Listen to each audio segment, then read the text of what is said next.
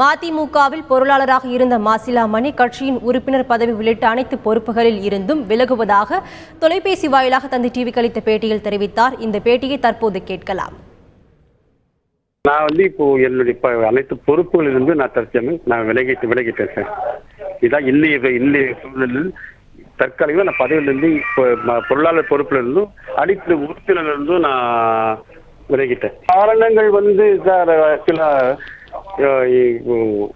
இந்திய காலகட்டத்தில் அந்த அறிக்கையை விலக காரணம் அறிக்கையில கொடுத்துருக்கேன் சார். இங்கே திராவிட இயக்கத்தில் ஒரு மிகப்பெரிய ஒரு ஆபத்தான காலகட்டத்துக்கு திராவிட இயக்கம் வந்திருக்கு.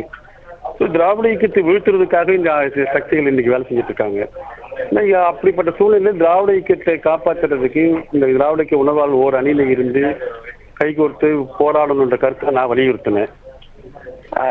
இதே மாநாட்டிலையும் ஆசிரியர் வீரமணி இதே கருத்தை வலியுறுத்தி இந்த மாதிரி தந்தை பெரியாருடைய வாசகத்தையும் சொல்லி தன்மானமா இனமானமா என்றால் தன்மானத்தை இருந்தால் கூட இனமானத்தை காப்பாற்றுங்கள் என்று பெரியார் சொன்னாரு. எனவே நான் ஒரு தாய் உள்ளத்தோடு நான் பதிவு செய்கிறேன், நீங்கள் கூட்டணி பெற்று ஒரு நல்ல முடிவு எடுங்கன்னு சொல்லிட்டு ஆசிரியர் வீரமணி மாநாட்டில் பேசினாரு. ஆனா அதுக்கப்புறமும் அவர் எடுத்த முடிவில் ஒரு கூட்டணி எடுத்த முடிவு அவர் 5 கட்சி கூட்டணி தான் போட்டி போட சொல்லும்போது இது திராவிடக்கு எதிரிகளுடைய கருத்தை வலுப்படுத்துற மாதிரி தற்சமயம் எனக்கு அந்த உடன்பாடு இல்லை. எனவே நான் இந்த இயக்கத்தில் விலகிறேன். நான் இந்த பொறுப்பிலிருந்து விலகிட்டேன். அவ்வளவுதான். நான் அதுக்கப்புறம் இந்த ஆதரவாளர்கள் பேசிதான் நான் முடிவு எடுக்க முடியும். எந்த முடிவு எடுக்க முடியும்? என்னுடைய மனநிலை நான் நீடிக்க விரும்பல. வெளியே யாரும் திமுக கூட்டு போல நான் என்ன சுயமா எடுத்த முடிவு சார்.